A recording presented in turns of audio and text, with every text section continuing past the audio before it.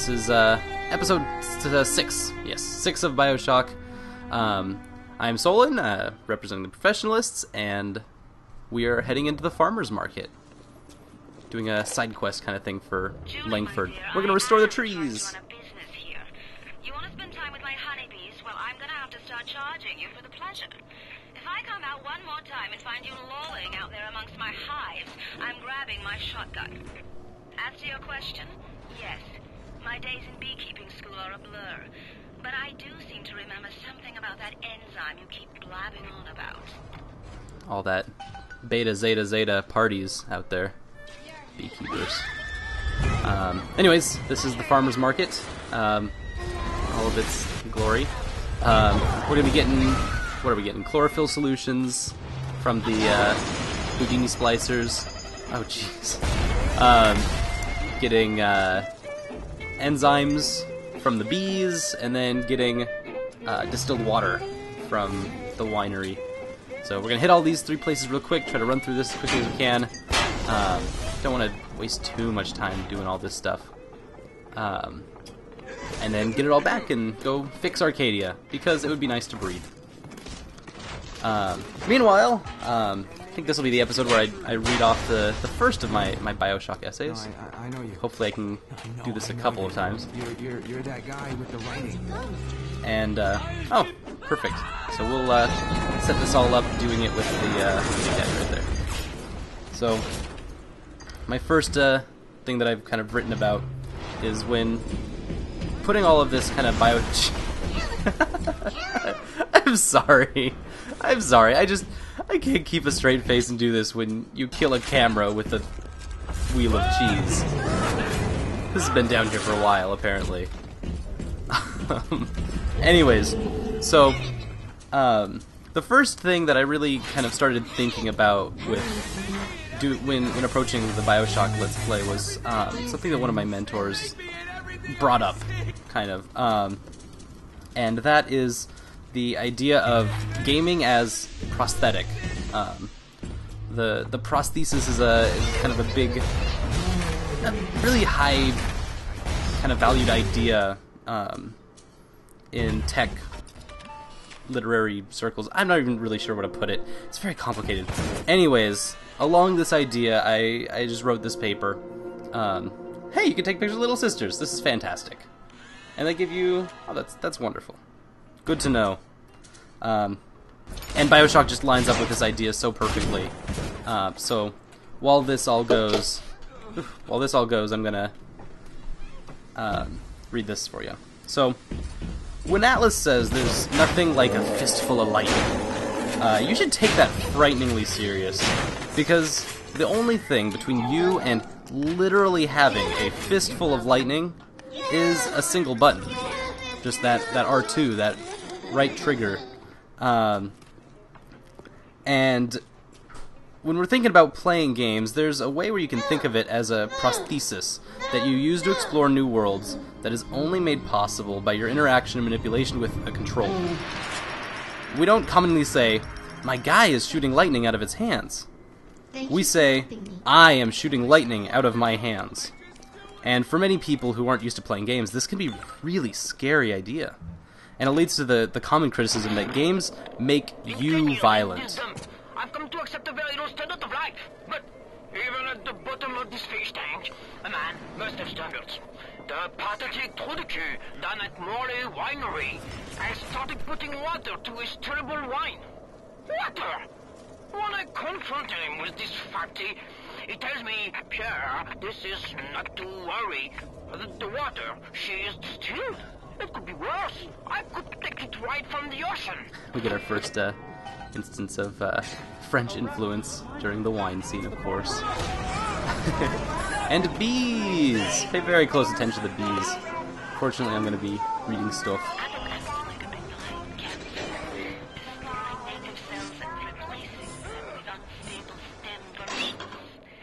While this very instability is what gives it its amazing properties, it is also what causes the cosmetic and mental damage. You need more and more Adam just to keep back the... unleash insects against groups of enemies. Attack lots of enemies at the same time. She was saying that we need more and more Adam, and that's part of the mental disease. From a medical standpoint, this is catastrophic. From a business standpoint, well, Fontaine sees the possibilities. So there's the common criticism that games make you violent, even though that's obviously a fallacy. It's very easy to make due to the similarity of the syntax, despite the different verb structure. Follow this through with me. If I am shooting lightning out of my hands, I am doing a violent action through the use of my controller as a prosthetic to the game world. However, I'm only doing a violent action. I'm not being violent. We can use another example outside of gaming to examine this idea. Let's take another look at a technological prosthetic, the car. The difference between you and moving really fast is a single pedal, just like the controller is a single button. And just like with gaming, as you drive, the processes of the car disappear and become an extension of your mind and body. You don't manipulate the combustion engine any more than you attempt to sing Katy Perry's Fireworks. It is a part of you, and so when you drive a car, does that make you prone to speed? Are you now needing to always be going faster because you have been desensitized by always moving quickly? No, there's obviously a difference between doing something and being someone. A person who enjoys moving slow can still function at 60 miles per hour on a highway. And a person who normally enjoys casually playing Bejeweled can still kill a Big Daddy in order to continue through the game, due to how the game naturally becomes an extension of the body. Like this honey bucket that I'm holding. This is now, you know, a part of me, in an extent. And there it goes. Another example, just to really drive this home, we'll add one more technological prosthetic. We'll go back even farther. We can take the pencil as an example. The difference between you and saving your ideas is a writing implement. It really is. It doesn't even matter what it is. Chalk, paint, fabric, any sustainable marking implement. Maybe there's a part of them that remembers how they used to be, how they used to look, and they're ashamed. Oh, such a shame.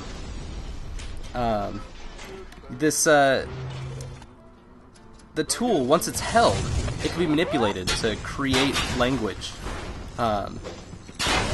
And it becomes an extension of yourself, and most importantly, your memory. Obviously. It becomes your prosthetic for physically sustained language, and it's a part of you.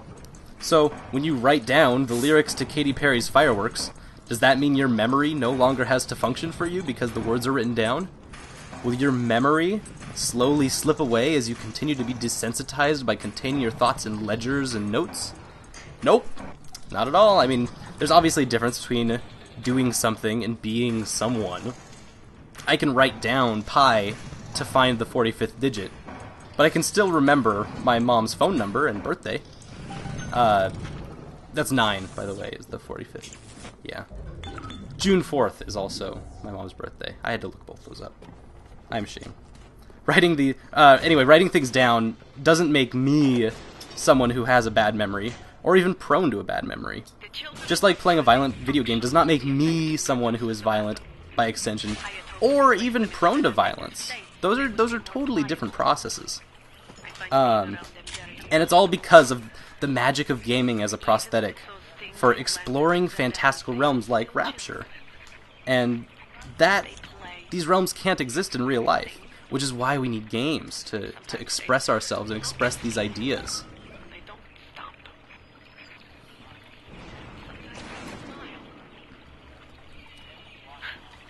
Anyways, within Bioshock, you should get really excited when Atlas notes that you now have a fistful of lightning, because, for what it's worth, you do.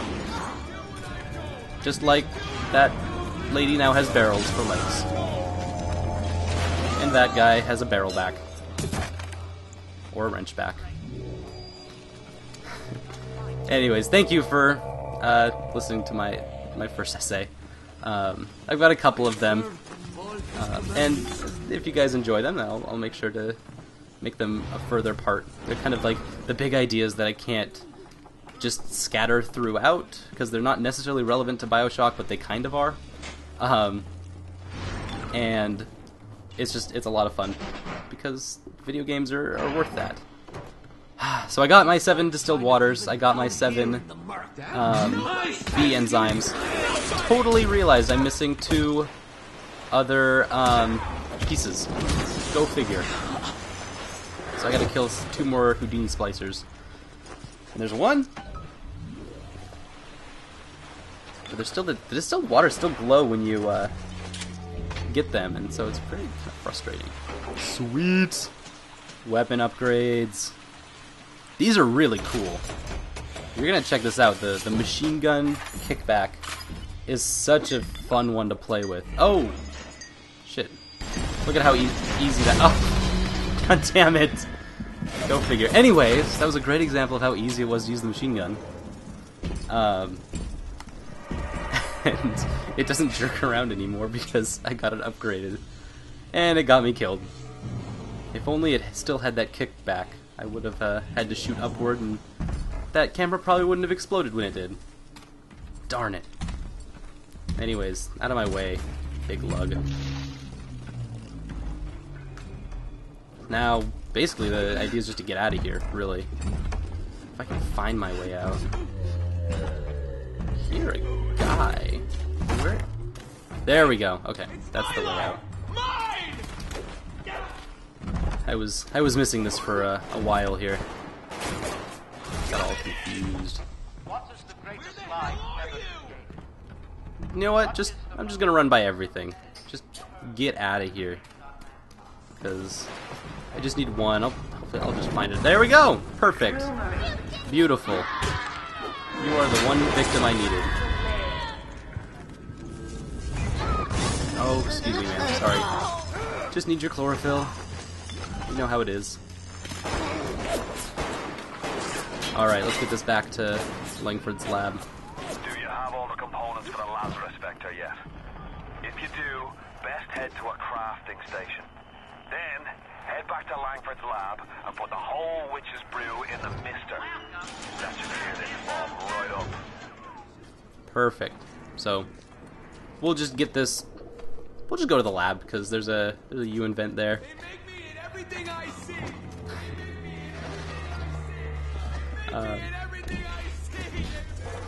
Bye guys. Sorry, can't play with you today. I do what I'm told. I just do what I'm told. I always just do what I'm told. Weird.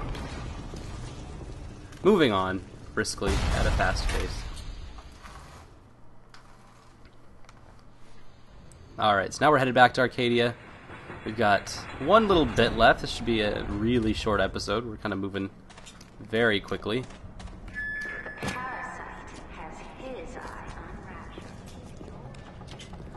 A lot of the announcements over the overhead are like really haunting, and it makes me wonder how much of that was like prepared to be propaganda, and how much of that was like a conscious decision, or how much of it was just a product of the ideas of the area.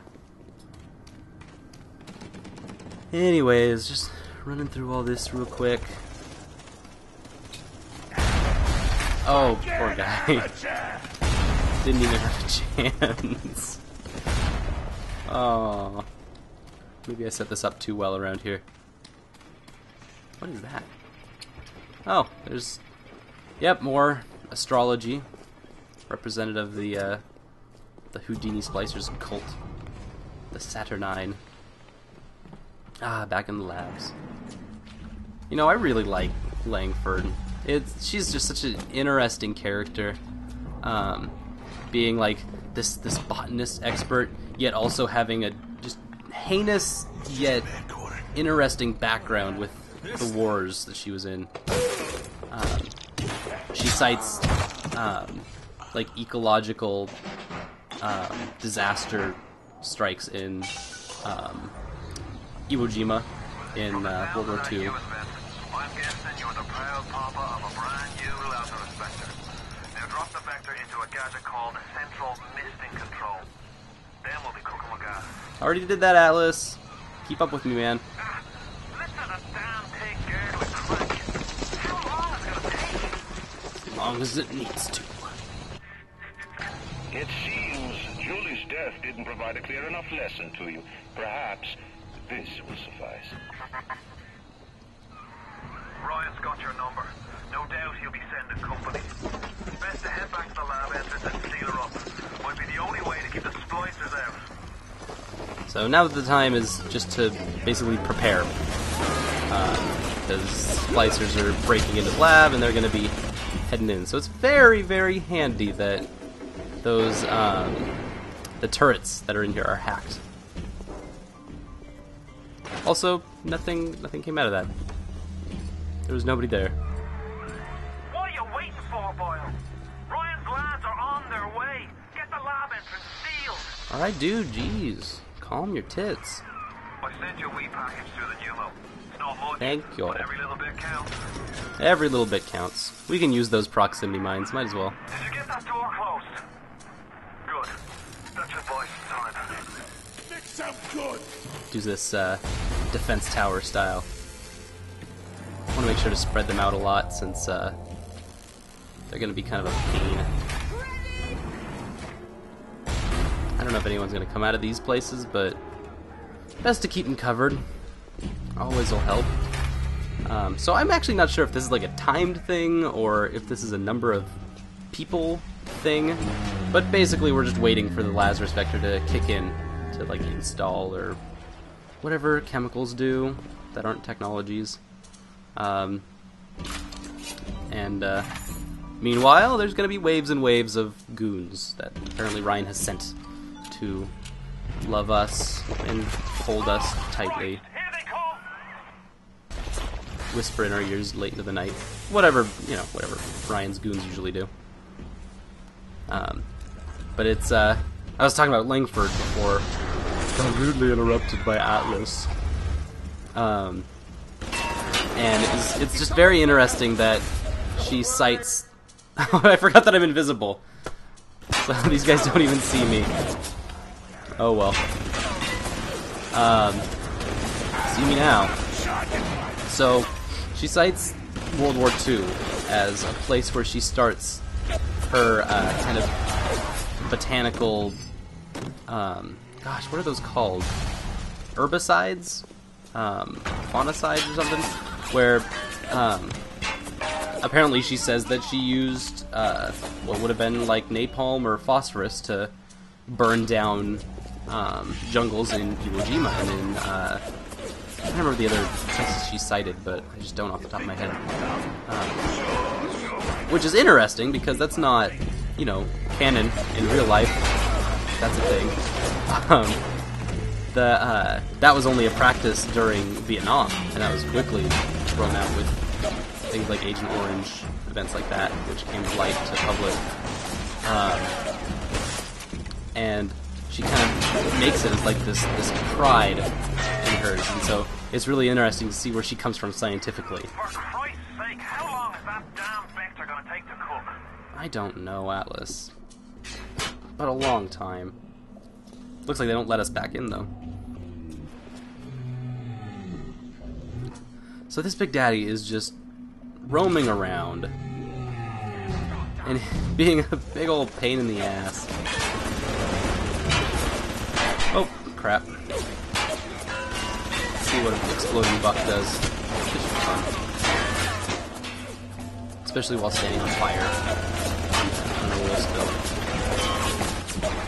You know what, whatever, man. Just eat it. So that's what that does.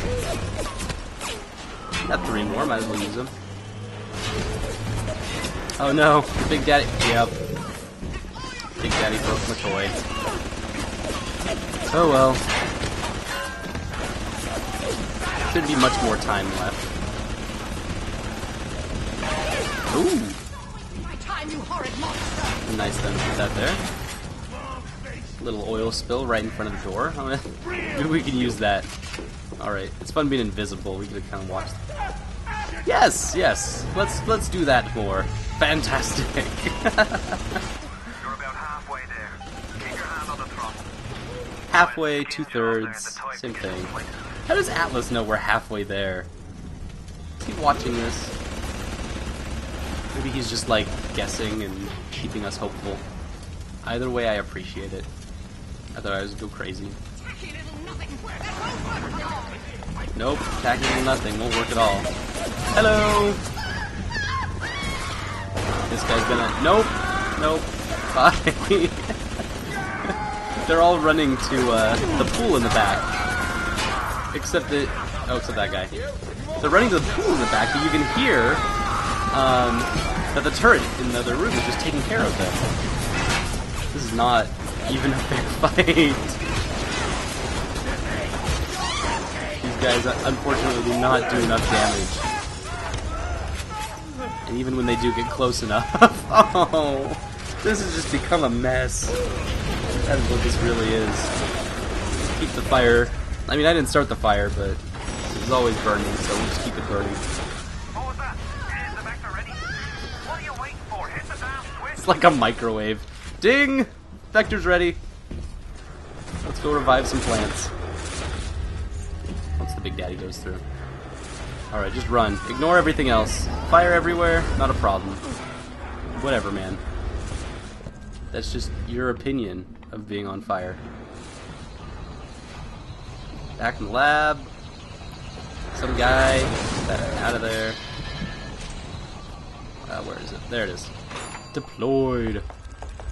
Dude, this is not the place for that. Well done, lad. Not a good place for fire. Take a deep breath and enjoy it. Then head over to the hills and get the bathysphere. Next stop is Ryan's house. It's time for blood. Woo! We saved Arcadia! This is fantastic. Because of plants. And we like plants. It's actually really interesting that where nature kind of holds a spot in kind of the ideas of transhumanism. And what we have here is we've brought plants back from the dead. Which is like the entire point of transhumanism is to transcend or further life, extend it almost to the point of immortality. So the idea of like Frankenstein is a huge thing. Why are you so resistant to the traditional methods of separating a man from his soul? You're not CIA, are you? You belong to Atlas, the one roach I can't seem to exterminate. Don't worry. I just need time to find the proper poison. He just doesn't like Atlas. I guess we aren't prone to, the usual methods. Anyways, let's head out to Fort Frolic, it looks like. Good, this is a short episode. Thank you so much for hanging out with us, and we'll see you next time.